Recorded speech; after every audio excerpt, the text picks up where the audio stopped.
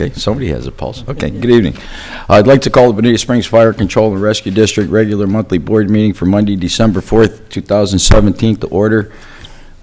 Please rise for an invocation by Chaplain Chitwood, followed by a moment of silence for fallen firefighters in the pledge. We start our meetings off each month with a time of silence for those who have passed away as firefighters over this past month. So let's have that moment of silence, and then I pray.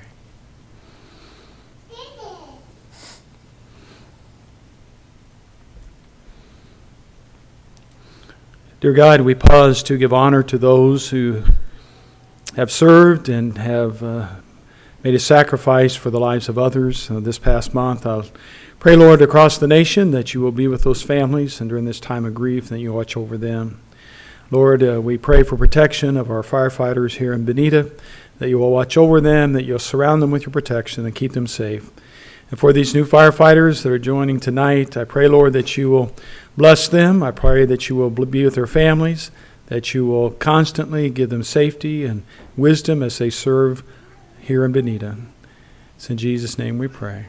Amen. Amen. I pledge allegiance to the flag of the United States of America, to the republic for which it stands, one nation, under God, indivisible, with liberty and justice for all. Do we have any public comment on agenda items this evening?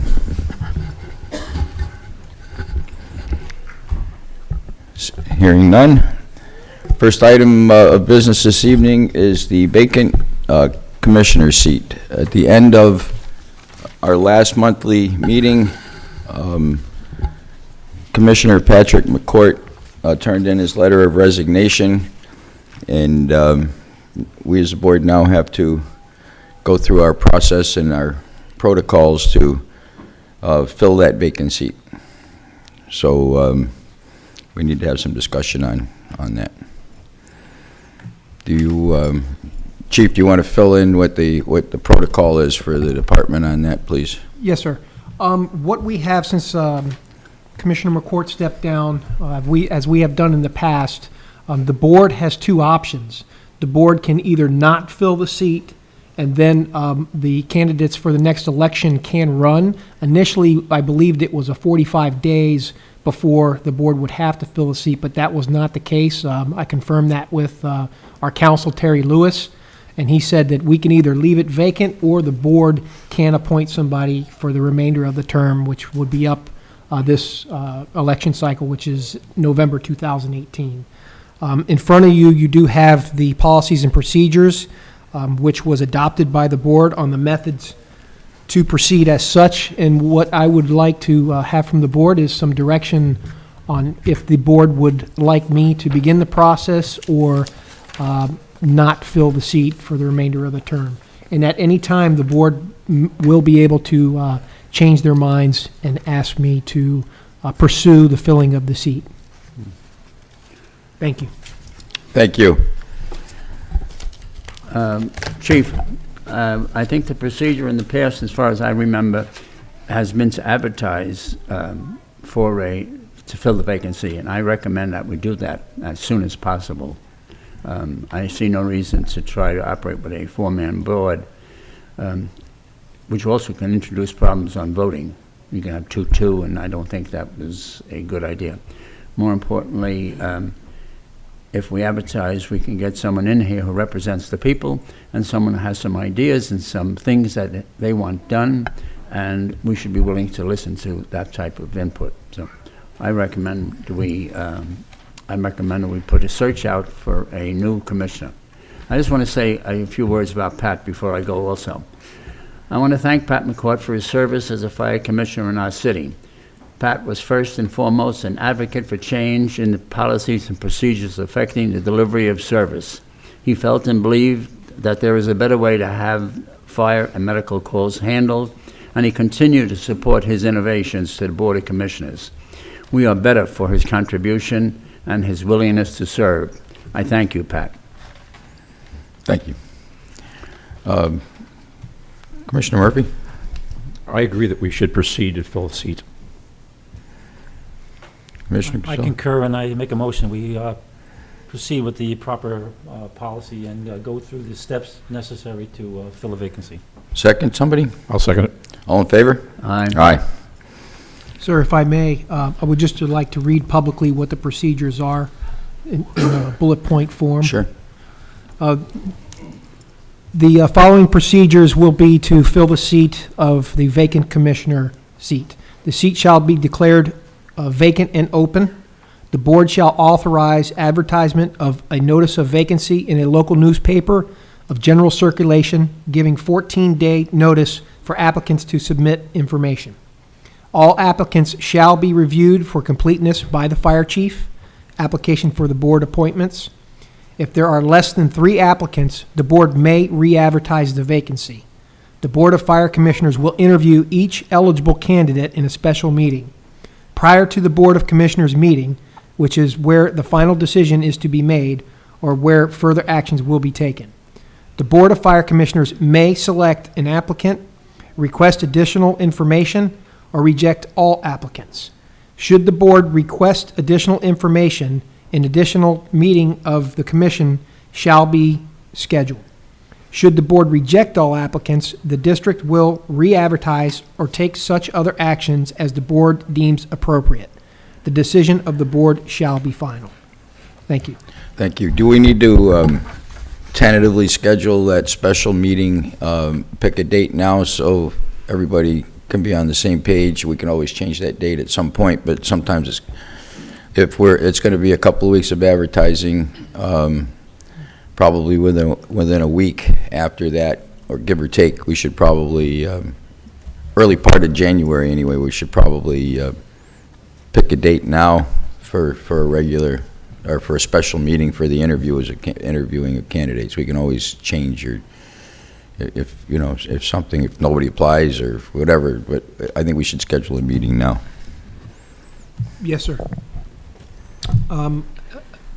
Would the board like me to proceed with the beginning of the year of 2018?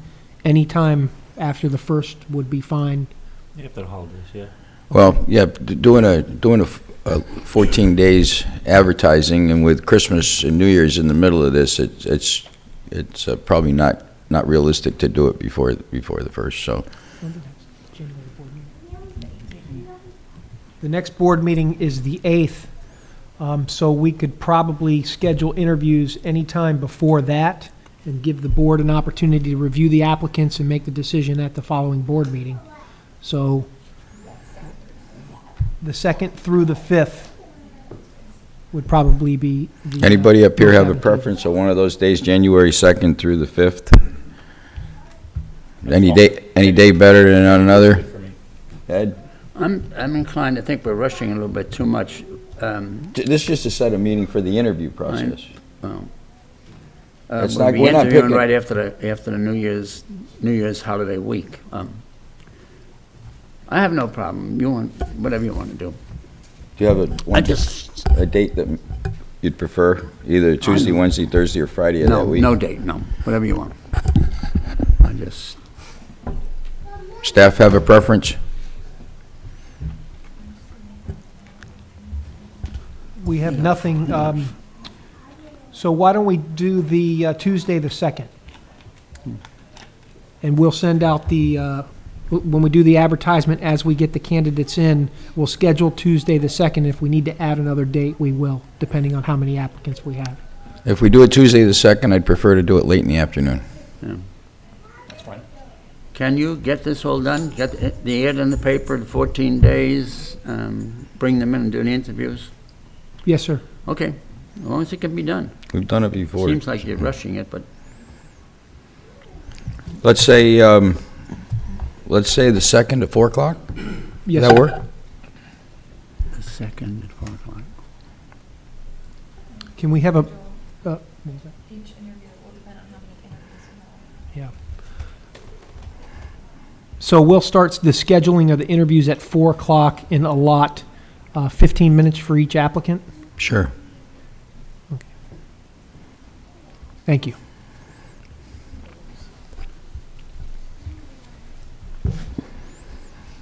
Chief, Yes, sir. an applicant for the commissioner will submit to you some papers, forms, a resume. Do we have access to that at the same time that you get that? Do we have access to all of this before the personal interview of the people? Yes, sir, you will.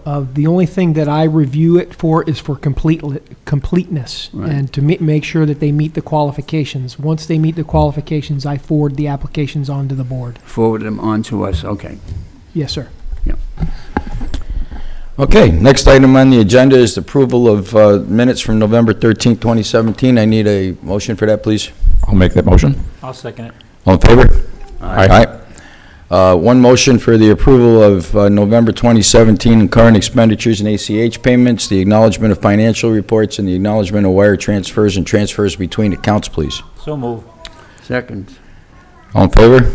Aye. Aye. The disposal report is in your packet. If anybody has any questions, please present them to the chief. If not, we need a motion to approve the disposal report. I'll make that motion. I second that motion. Any discussion? All in favor? Aye. Aye. Now we're going to turn the party over to, I'm assuming that all these people didn't come to hear us do motions on financials, so we're going to have some presentations this evening, Chief. Yes, sir, thank you. For years of service acknowledgement, I would like to, first of all, acknowledge Lieutenant Don Brazelton for 25 years of service. I do not believe Don is here. I don't see him, but Don Brazelton has been here for 25 years. He was hired just the following year before I was, and Don has been an instrumental leader in this department. And I just wanted to thank him personally for his service and let the community know that he's a dedicated employee for that long a period of time, and hopefully he's got a few more years left in him. Next, I'd like to recognize Administrative Assistant Debbie Ravner and Administrative Assistant Jenny Transu. Did I say those right? I just want to make sure, because I always call you by your first name. Debbie is working now over in the prevention side, where she works with scheduling and other necessary administrative tasks in the prevention division. She's an outstanding employee, is very involved with the social aspects and helping with the setup of the various functions we have here in the district, along with Jenny, who is now working as a HR coordinator, not necessarily in that position, but she's training in that spot to soon take over. She's working on her bachelor's degree now to finish up to be a full-blown HR coordinator. Both of them have been outstanding employees, and I couldn't be happier with their service of 1 year. So thank you. If you want to come up front, please.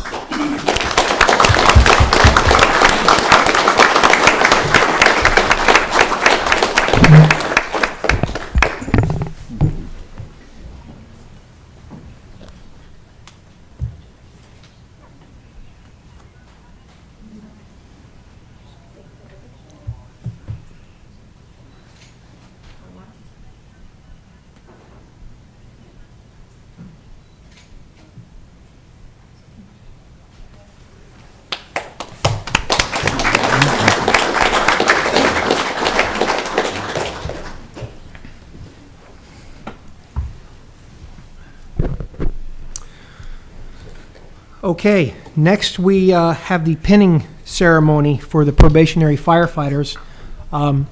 It's hard to get the on-shift guys to come to any board meeting, but when they are welcoming their new firefighters and brothers and sisters to the service, you see the kind of respect that they have for the new firefighters coming on board. So, without further ado, I will introduce Deputy Chief Madden, who has been overseeing the training process for the new recruits. Good evening. The pinning ceremony is a time-honored tradition, often more personally meaningful than the graduation ceremony itself. It signifies your official initiation into a brother and sisterhood. The ceremony is rich with symbolism. The history of this rite of passage can be traced all the way back to the Crusades of the Knights of the Order of St. John the Baptist. When new monks were initiated into the order, they vowed to serve, and in a ceremony, each monk was given a Maltese cross. Raise your right hands. Repeat after me. I state your name.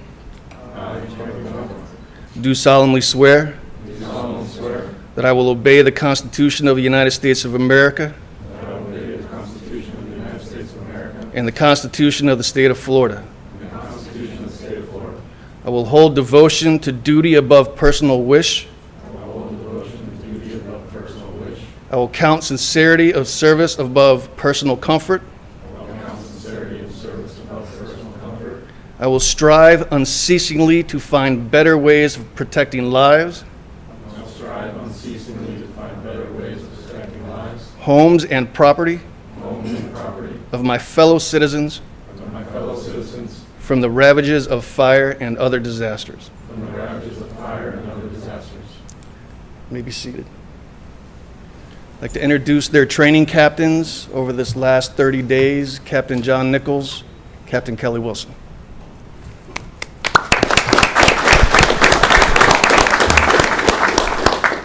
Good evening, everybody. I'm going to talk off the cuff just a minute about this class. Captain Wilson and I started here nearly 3.5 short months ago, and we both come from instructing to begin with, so training captains was perfect for us.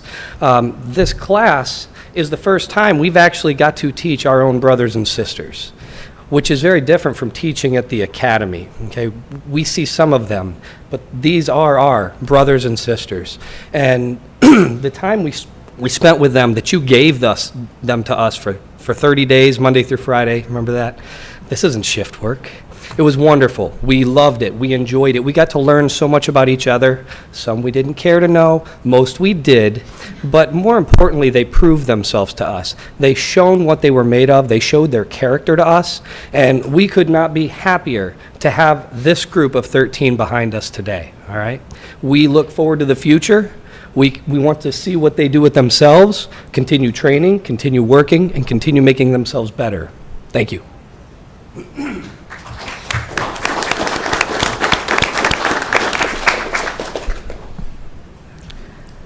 So we have to say a little something about each one of them. There's 13 of them. We could be here all night saying something about a lot of them, right? A little backwards, all right? So we're just going to say something simple. We can't be here all night. So first we're going to start with Kyle Waltemeyer. Kyle came from Cape Coral Scuba Quest. Kind of call him our dive guy. Kyle, you want to step up? You go around. This is dangerous. Yep. Right. And Kyle's wife and sons are here. Wife Stacy, sons Aiden and Noah. Can you come up?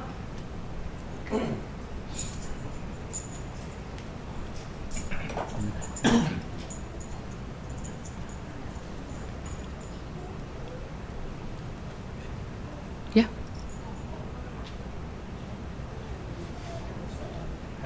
Straight.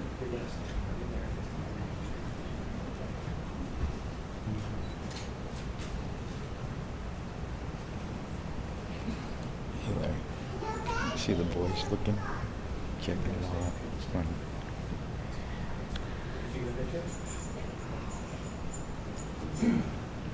All right, so next we have Robert Millhouse.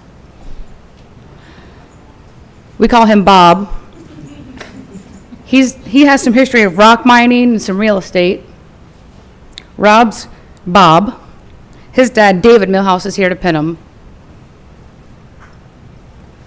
He couldn't pick between all the kids he had, so he decided to have his dad.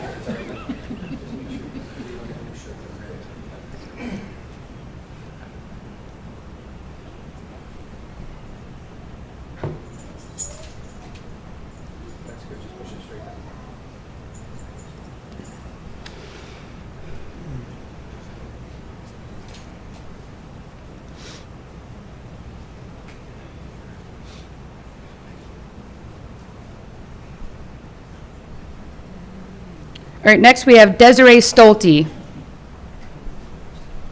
Desiree comes from doing a lot of fitness.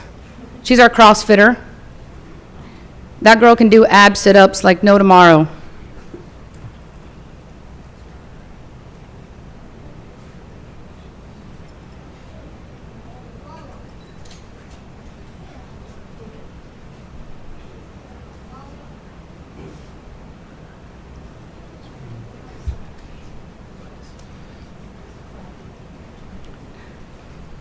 Frank Todd.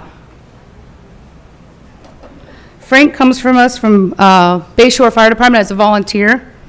He's also self-employed this is his first fire job, as well as everyone else that's standing up here today right now. Frank's dad, Frank Todd Sr., is here to pin him.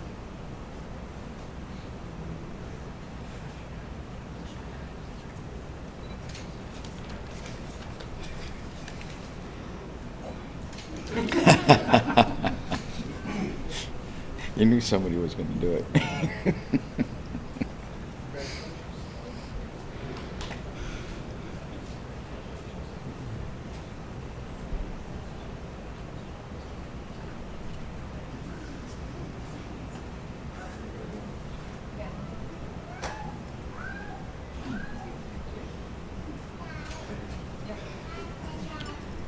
All right, next we have Sarah Steffens. She's an EMT at Cape Coral Hospital, and she's also a former Marine.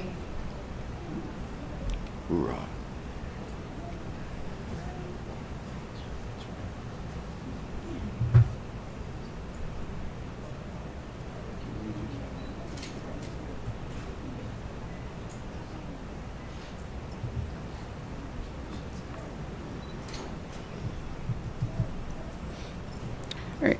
Sean Linehan. He comes from Bay Shore Fire Department, and his mom, Victoria, is here to pin him.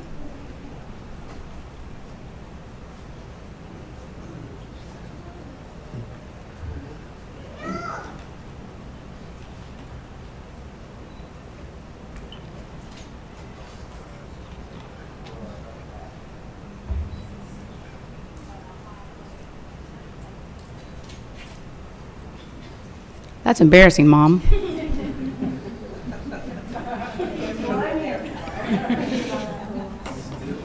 And next we have Jordan Green. Jordan comes from the city of Fort Myers. His wife, Tiana, is here to pin him.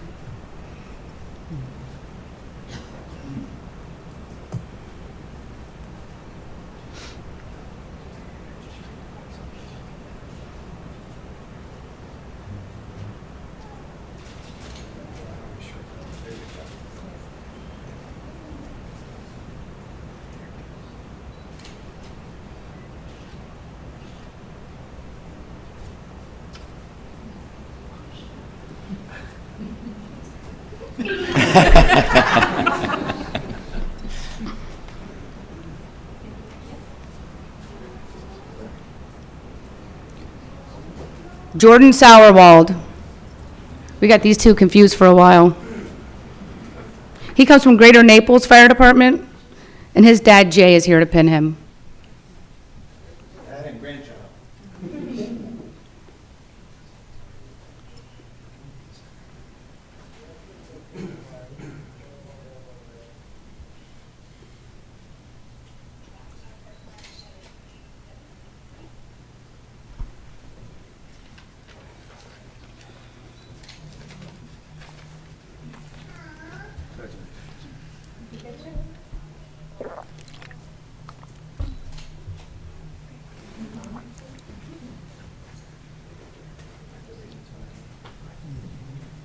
Jamie Miner. He comes from the city of Naples. He's a former Navy guy. What do they call them? Sailor. And he likes powdered donuts.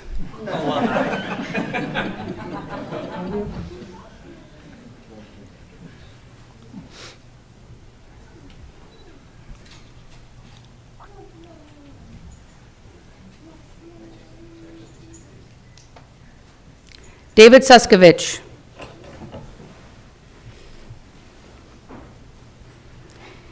He's a volunteer, or he was a volunteer at Bay Shore, and he's also a former Marine.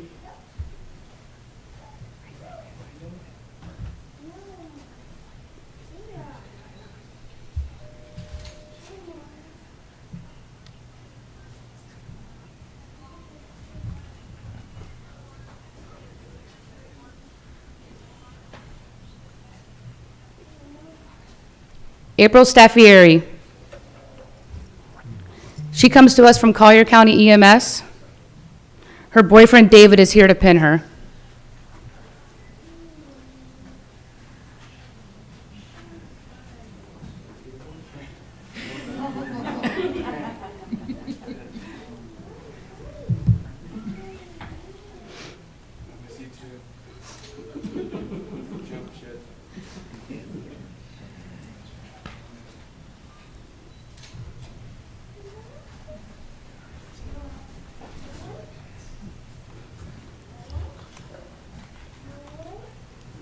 Enrique Sheffer.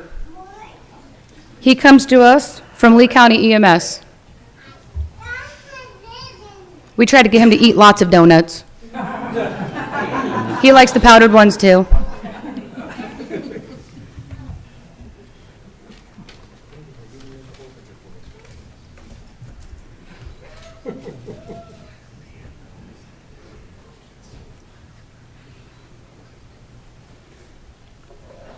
Curtis Meir.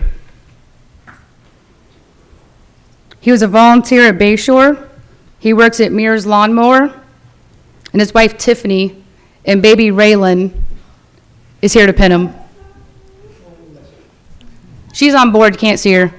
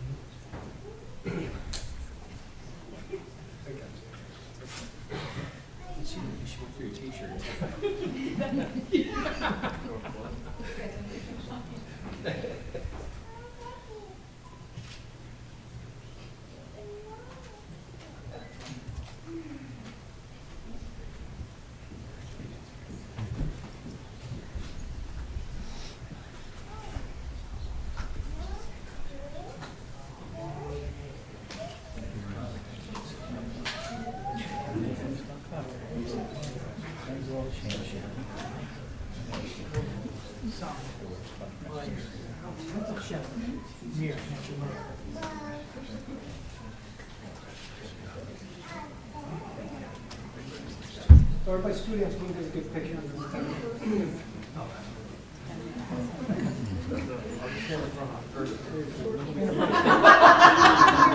Smiles are serious.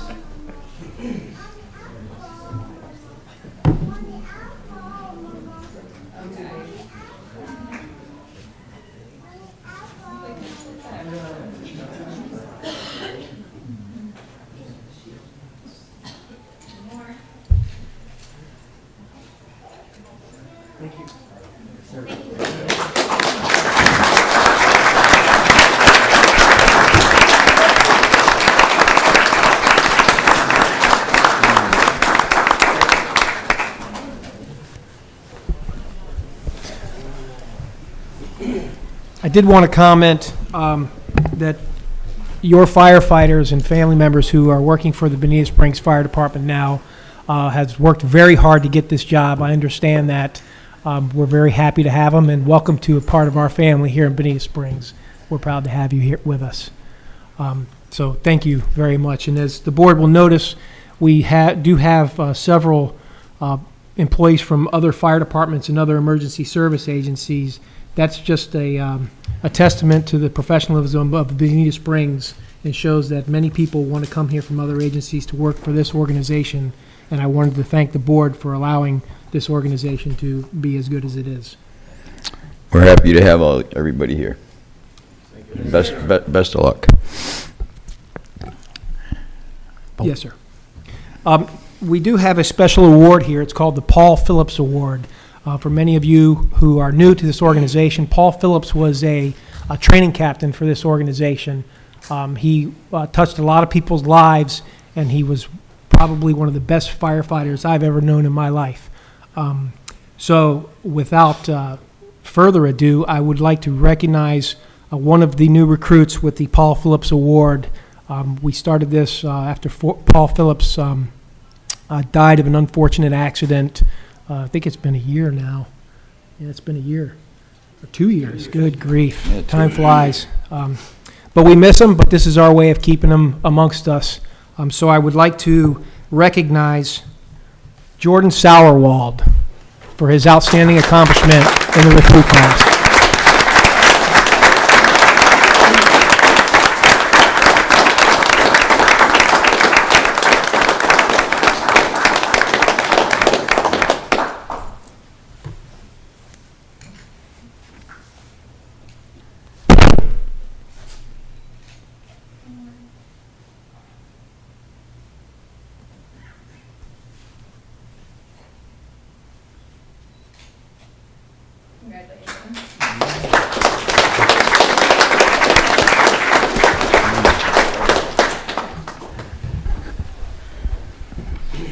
Thank you, Chief. Yes, sir. We're going to take a 2-minute recess here for anybody that doesn't want to stay for the rest of the meeting. You're all welcome to stay, but if you don't want to, we'll take a couple of minutes for everybody that would like to leave. You may leave now.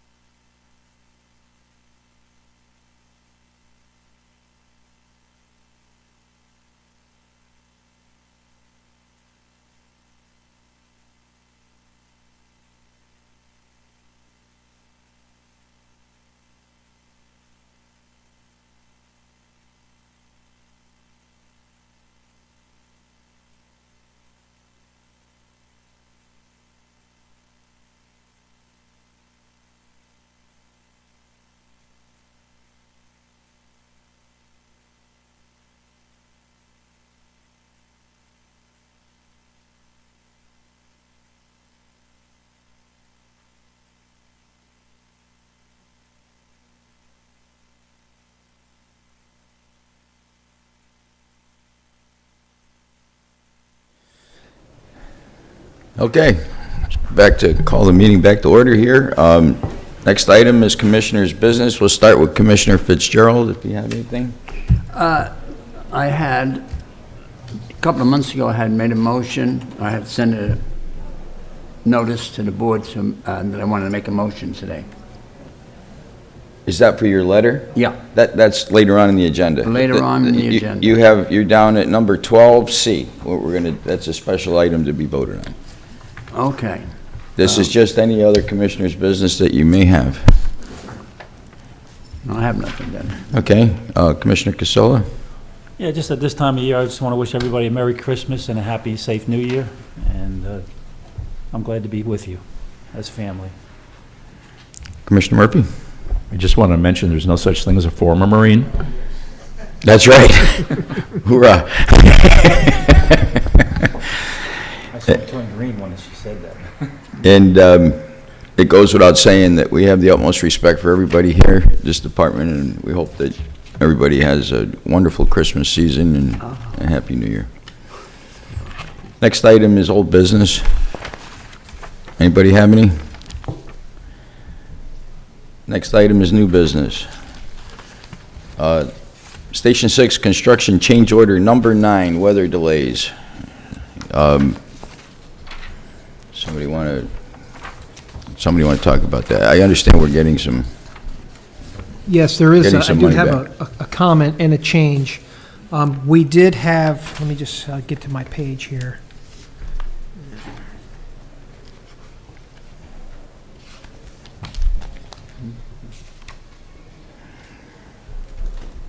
Okay. We had met with EnviroStruct, and they had mentioned that they were going to charge us 22 days of rain delay. However, Assistant Chief DeWitt and I had a meeting with them on I think it was, when was it? Last week. And they had agreed to cut that in half, meaning the delays for the hurricane.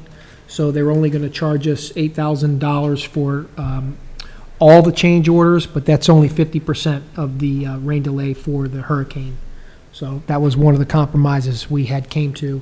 I'm not sure if you have the new sheet for the change order of $8,555. Yeah, we have Okay.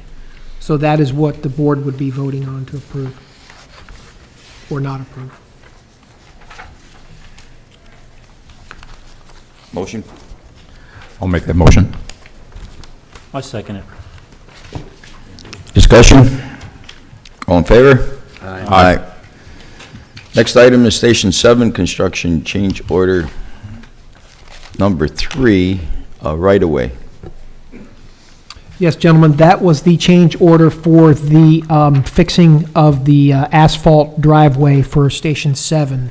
That was part of the construction when we had to build the right-of-way for the city. We also had to put down some lime rock because of some potholes that developed as a consequence of putting in the It asphalt. still begs the question why we had to do that when we don't own the property, but I'm just asking. Yes, I think the thought process in that was they didn't have those potholes there until we put the asphalt. And the way the rain drained with the asphalt there, it was digging up and creating I actually drove over it on accident and almost took my transmission out. It was pretty deep, so we had to fix it. Again, it just, Yes. we're not the property owner and we lease it, and I just always have felt that, I'm not sure why we had to eat all of that, but that's okay. It is what it is. Yes, sir. Just a comment. Understood. We need a motion to approve this. So move. I'll second it. All in favor? Aye. Aye. Next item is, Can I ask a question on this? Yeah. Before we go to the next item? What's the time frame on this project starting, Chief? Which project? The Station 3? Oh, the Station 3? we didn't get to that yet. Oh, I thought it was... No, that was 7.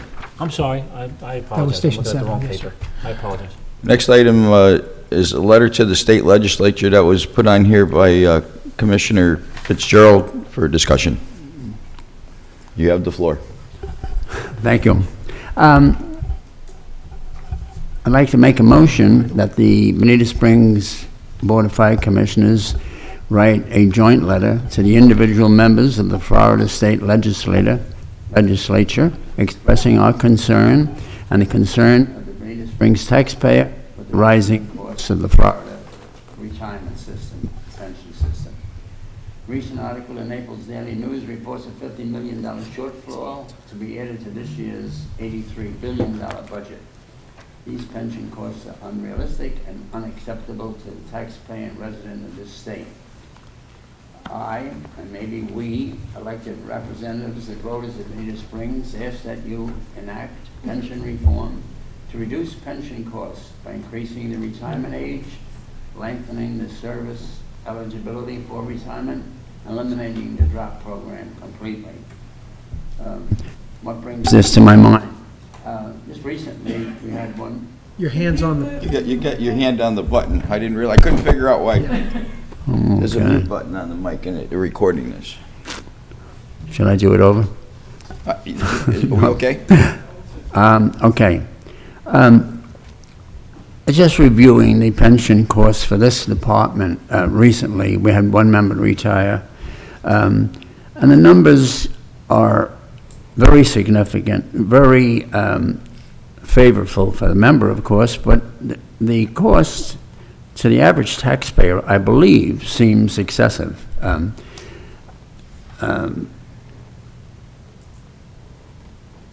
The pension system in Florida is a very good system. All these young firemen who are just coming on today will all benefit by it, and it probably won't get changed in their lifetime. But the cost of these pensions, without going into, I mean, you people know the cost of these pensions. there's at least 50% of salary, of everybody's individual salary, is added on as a pension cost. In some cases, as high as 80%. We don't set the pensions. The Board of Fire Commissioners don't set pensions. The state legislature does. I think, and as a taxpayer's representative, as an elected official, I believe that's my obligation to have input into this system. I observe it. I don't know the average man in the street understands what the pension systems look like. But I think the average legislator does. And if he doesn't get some feedback and he doesn't believe that this is a problem, it's going to just continue. So I'd like to just write a letter to the state You want to legislature. put it in motion form for us? Yeah, okay, I make a motion that we, the 5 elected Bonita Springs Fire Commissioners, write and jointly sign a letter to the individual members of the Florida State Legislature expressing our concern and the concern of the Bonita Springs Fire Department with the rising cost of the Florida retirement system. That's it. Need a second? Before you don't second it, I would hope we as commissioners could. The motion is on the floor. Do we have a second? Motion fails due to no second. Okay. Next item on the agenda is purchase of bunker gear. Need a motion to approve that.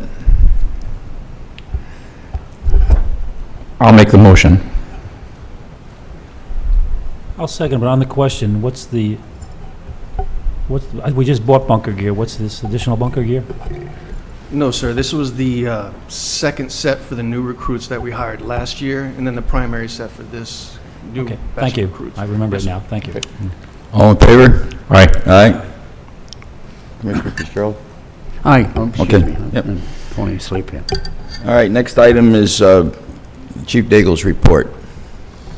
Yes, thank you, gentlemen. I have a few items. First, I would like to mention that there is, I believe the chairman understands this as well as the board, but there is some legislation on the docket this year for EMS, for the COPCNs for non-transport at this time. So the assistant chief, this was a last-minute situation. He drove up there just to represent the district. He actually called me from up today. in Tallahassee this afternoon. What was that, sir? He called me from Tallahassee this afternoon.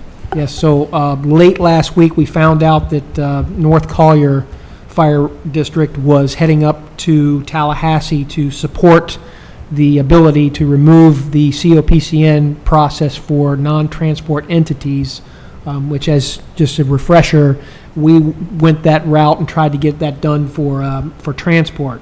However, the non-transport side seems to have some legs at this point. Of course, we don't know where it's going, but I believed it was paramount that we at least I can add something because I'm Yes, sir. serving on the FASD Legislative Committee, and about two and a half weeks ago, I was on a conference call. I think out of the whole committee, there was 8 of us on the call, and both Chris Lyon and Terry Lewis are part of that committee, and they are actually going to be working in FASD's favor to support this bill and to help get it pushed through.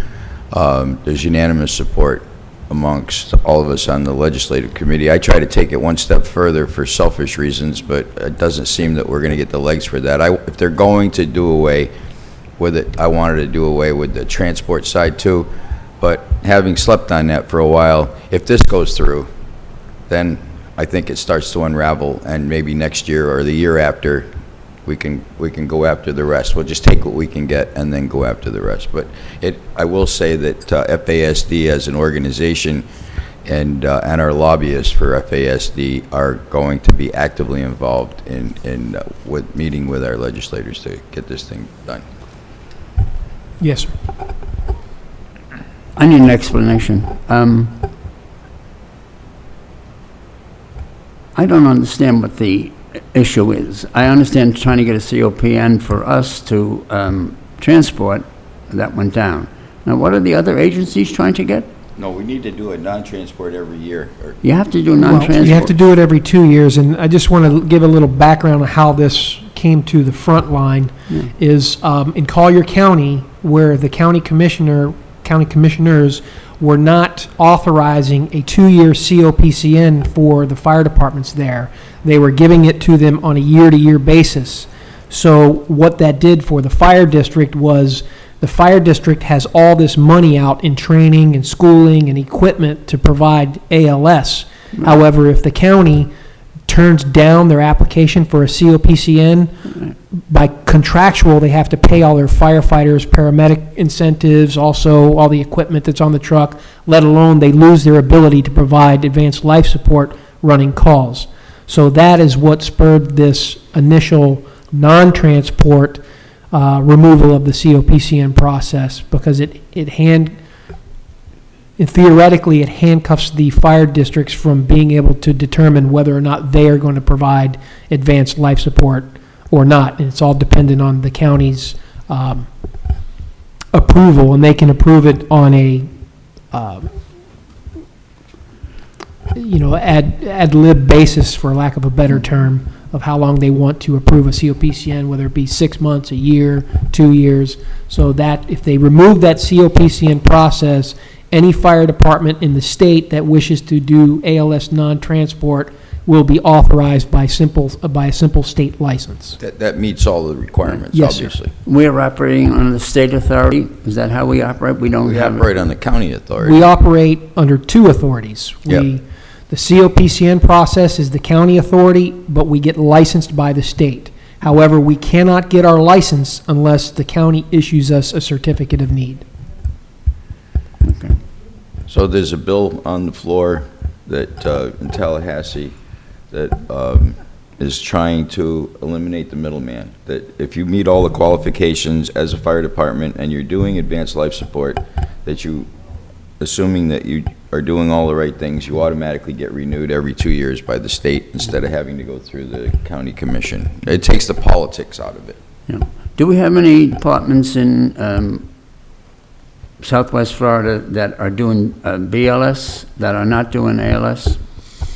I do believe there are a few. I think I'd have to research it, but I'm not sure. I think just about everybody, unless you're like Bayshore, which is a volunteer, I don't believe they do. However, all the professional fire departments that I know of, at least in the South County, are ALS. Okay, thank you. Yes, sir. What else do you have? I have the change orders for Station 26. I just wanted to mention, so to let the board know where we stand as far as the management process with the building of Station 26. As of today, the full cost of change orders is $52,356. And how that is in respective to the bid process, that's total. How that is in respect to the bid process is the next lowest bid when we did the bid process was $63,000. So minus the change orders, we're still $11,144 less than what the next lowest bid would have been without change orders.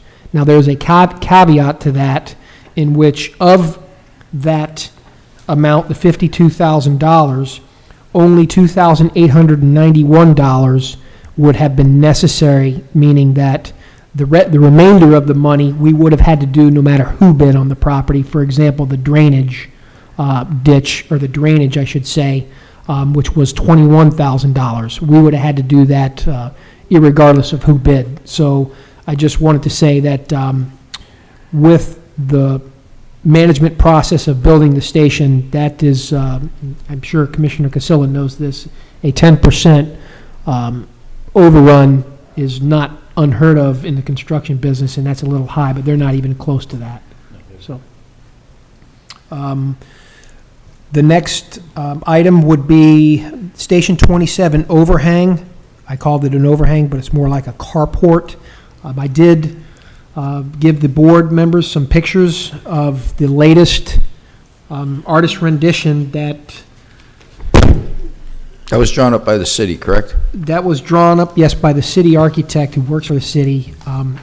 He drew both of these. The initial one, as you see, is the Cheeky Hut, and the second one was the latest rendition. I don't know what style you would call that, lighthouse style. Taj Mahal. Yes. So I just wanted to inform the board that we don't know the cost of the second one, what I have called the lighthouse look. That cost, I have asked for Sam Vincent, who is the architect who drew this, to at least give us a ballpark, but my intention at this point, upon approval from the board, is to move forward with the Cheeky Hut style and attempt to get approval from the city to build that. We had a cost on that. I think it was, I want to say it was $16,000 from my recollection. Yeah, I thought it was under 20,000. That's the number that sticks in my mind. I don't remember the exact, but I remember it was under 20. Unless the city wants to kick in, I like the Tiki Hut. Well, one of the issues too, just to bring it to the forefront, is we are having some trouble operationally without having that unit covered, because our electronics are overheating and rendering them inoperable at this time, which obviously causes a tremendous problem for our MDCs and our mapping. When the firefighters are responding to calls, they have to go. I don't think you're going to get any argument from anybody up here that the truck needs to be undercover. We spend way too much money for that equipment and that vehicle to have it sit out there in the salt air and in the sun. I mean, I don't think there's anybody up here that won't agree with that. So yes, you sir. you recommend Cheeky Hut. I know. I thought we all liked the Cheeky Hut when it first came out, and the city told us that we couldn't do it or something, as I recall.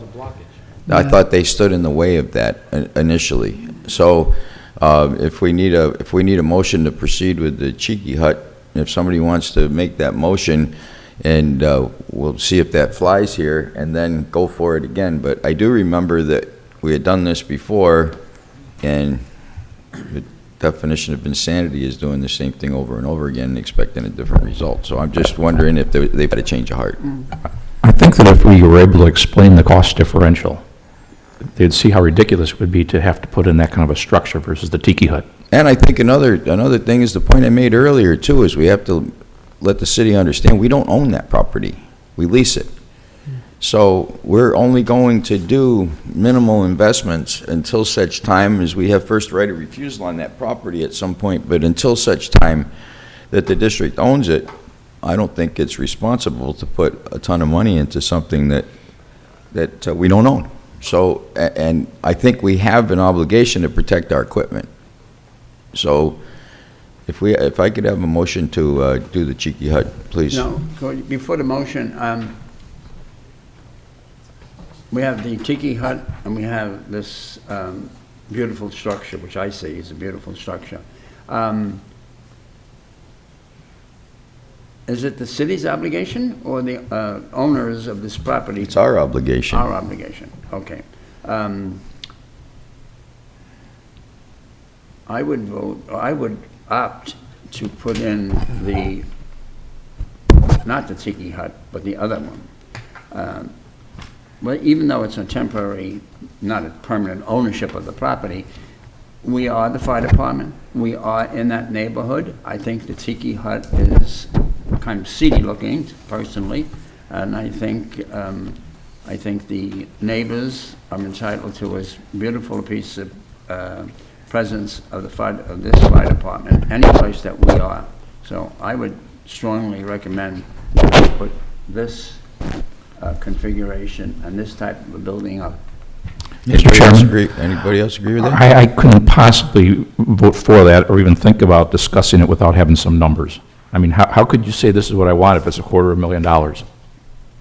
And Larry, you ran some numbers from your construction side just by looking at it, and have you got any kind of a rough estimate on? Between 150 and 200,000. I think that's, for something we don't own, that's fiscally irresponsible as far as I'm concerned. What kind of a lease do we have on the property? Long-term lease? We do have a long-term 99-year lease on the 99 property. lease. With the first right of refusal on the property if it's ever sold. All right, now the next up. If anybody else. No, just let me finish on it. I'm not asking you to throw away our money, by any stretch of imagination. Everything that we build, when we build a firehouse, we build a beautiful firehouse. We build for permanence, we build for pride, and as the commissioner says, he wouldn't build it if this was $250,000. I assume, and I vote on this, that it would be typical construction costs. There's nobody going to rip us off for this. It would be better if I had the price right now, but I would vote for it. I would assume that the price that this would come in would be a responsible price by a responsible bidder, and I would vote for it. So I'm not asking you to sort of vote blindly. I'm saying what the end product is worth a hell of a lot more than the Tiki Hut. We have staff recommendation at this point to do the Tiki Hut, correct? We don't have numbers for the other, How much do we have in a budget? well, we did not budget for this at the time. However, we did budget at one time for the Cheeky Hut, which was less than 20,000. And did we carry that forward? We did not. We don't have a line item in the budget And for why that. not? I'm just curious. We knew we were going to do something there. Why didn't we carry something forward? Well, one of the options that we do have is because we do have building reserves in which we have taken money out of for and rebudgeted the next year. Okay. So that would be Fair enough. no problem. Fair enough. But to do something that would be in the 100,000 plus or 150,000 plus would probably put us into a pretty, not a We- good place financially. We do not have the numbers on this other structure that Commissioner Fitzgerald is talking about. I had talked to the fire marshal, and he is in the process today. I asked him to talk to the architect and get a ballpark figure of what it would cost.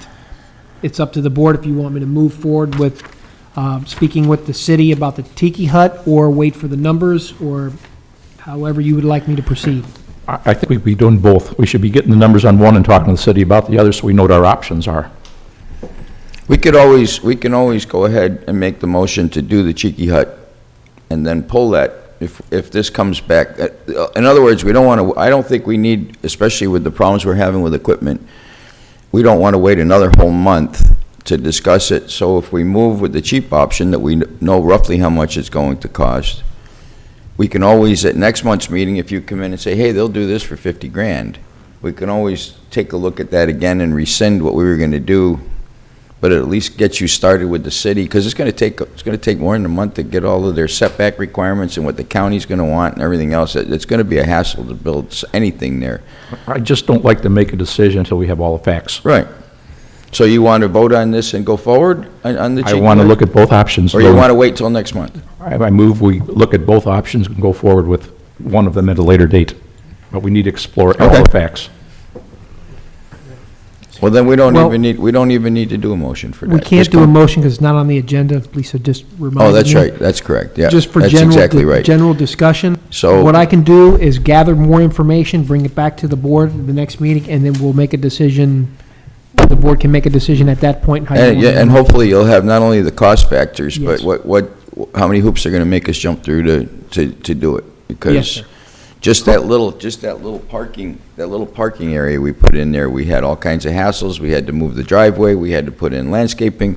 I mean, it was a sand lot, parking lot for years until we moved in there, and then all of a sudden, anyway, I'm just anticipating that there's going to be some hoops to jump through, and if somebody could work on that to find out exactly what we have to jump through and get an idea of the price, that makes total sense. And you might be right that the Tiki Hut isn't even an option. They might say absolutely out of the question. The only thing that I remember hearing, and I don't know how far that went, that the American Indians, you didn't even need a permit to do a Tiki Hut. But I'm sure you still have to meet setback requirements, but you don't even need a permit to build because of the Native American. You don't have to have a permit to build it. I think that's correct. In my recollection, I believe that the fire marshal mentioned something to that effect. And that's not true for us. It's true for anybody that wants to build, one of those tiki huts. They don't come under local jurisdiction for. They come under federal jurisdiction for building those, and local and state jurisdiction doesn't cover anything. So, May I ask who produced this rendition, this drawing? Sam Vincent, the city architect. He did both of these renditions. I don't see why there's a delay in getting an estimate on this. It seems like builders We should get- just received this, and the fire marshal's on getting an estimate right away. Okay, I opt for delay until we have, That's what we're going to do. Put it on the agenda next month with some kind of a firm decision to move forward, and we'll vote on it then. Yes, sir. Thank you, gentlemen. You have anything else? I do. I have the Station 23 rebuild. I think you do have a diagram Yes. that we handed out. This is a rough diagram of what the station is proposed, the footprint of the station for the rebuild. Our intention is to put this in for permitting before the beginning of the year to solidify the same codes before any code changes come out next year, at which time, once we put in the station for permitting, we can make changes as they come to this basic diagram. And we're going to be working out of a trailer on site there as Yes, it's sir. being reconstructed. Yes, sir. That is the plan. We do have, there's some adjustments that are going to be made for impervious and non-impervious, I guess you call it land at that time.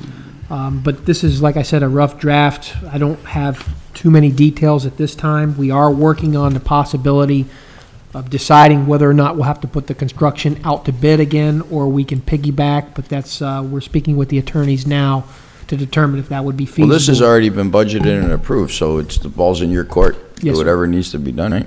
That's what If I I see it. may, are there any changes in the fire code that are going to be implemented in January that we have to make? There may be, there Is may there any be. reason to get this rolling before that date, if there's anything that might affect our costs? We are going to do that. Once we put it in for permitting, we can make the changes. Once it's in permitting, we don't have to worry about, I thought you said you were going to put it in January, that's what I... no, December. Okay. Yes, sir. I You are understood it to correct. be, I thought I understood it to be after the first of the year too, so no. Oh, my apologies, it's going to be before the first of the year. Because that way, we're working under the same code as what we're working under the 26. So it's essentially should be a pickup move, drop And down. how soon do you think you'll get an answer back from Terry on whether we can piggyback? I expect it on any day. Okay. The Then- main thing we're looking for right now is the construction business, as many of you know, has built-in cost increase that are typically nationwide. So if that can be put into the proposal as part of a piggyback is critical whether or not we can do it. If we can't put it into a piggyback, then we'll Architectural just put it fees out are for- going to remain the same? Sir? Architectural fees remain the same? Actually, the architectural fees will go down because we That's don't what I have the wanna hear. design phase, we don't have the permitting phase, the Right. phases. It's just submitting the same plans that we have already with no changes. So it's a basic stamp So we don't process. have to put that out to, that one we know we don't have to put out to bid. Well, no, we already have Gore and McGahey, and they're going to come in under the threshold and where we would have to put it out for bid. Okay. All right, well, you know what you got to do. Have Yes, fun sir. doing it. I do have a few more items. Toys for Tots, I just wanted to recognize the Bonita's Assistance Office for working with us. We're in our partnership for Toys for Tots. As many of you know, I just wanted to recognize the hard work that the It was a people- phenomenal turnout Saturday night. I've never seen a larger turnout for an event than Saturday night at Bonita Bay, here at the Center Bar. Phenomenal. Yes, sir, it Absolutely was. phenomenal. It was a good time, and we had tons of toys. This is a record-breaking year. We have 600 kids signed up now for Toys for Tots, which last year I believe we had 450, if I'm not mistaken. So Well, a there's lot of that a goes to lot of kids Hershey. going to have a nice Christmas this year, and I'm Yes, happy to sir. see that because people really stepped up to the plate. They did. Yes, sir, they did. I wanted to mention that in the Taste of Bonita, the Rotary, Noon Rotary Club, had to say the noon one, not the morning one, but the noon one, but in general, the Rotary, did a big thank you to the public safety people such as the police and fire. Estero Fire District was there, we were there, and the sheriff's office showed up, and they presented us with this certificate of gratitude. I'll read it. This certificate is awarded to the Bonita Springs Fire Control and Rescue District in recognition of its reliable, quick, and comprehensive response to help our neighbors impacted by Hurricane Irma. We had a large turnout of our troops up on stage for the thank you, and I saw the chairman there having a good time. But I just wanted to thank the Rotary for their recognition. We certainly appreciate that. Awesome. Nice job, everybody. And last, I'd like to thank Anchor Christian. I don't think the chaplain is here, but I wanted to thank Anchor Christian because they provided a Thanksgiving service for the troops and invited us all on Sunday to take part in their service and the recognition service that they had. And obviously, the chaplain is very proud and happy to be our chaplain, and he's not here. I'll tell you what, we're lucky to have him. Yeah, he's excellent, and we've had, as you know, significant crises in this fire department, personal crises and family crises and department crises, and he's been there every step of the way, volunteering his time to help us out. I He's cannot imagine close how friend. we would ever replace him, to be honest with you. He's done a remarkable job. He's a close friend of the district for sure, so. And that is all I have, gentlemen. Well, seeing how everybody else is not here, and Deputy Chief Madden, we got his report, both hard copy and online, so any public comment? Any public? Any public? Anybody want to go home? I'll make the motion. Okay, meeting adjourned. Merry Christmas, everybody, again. Christmas.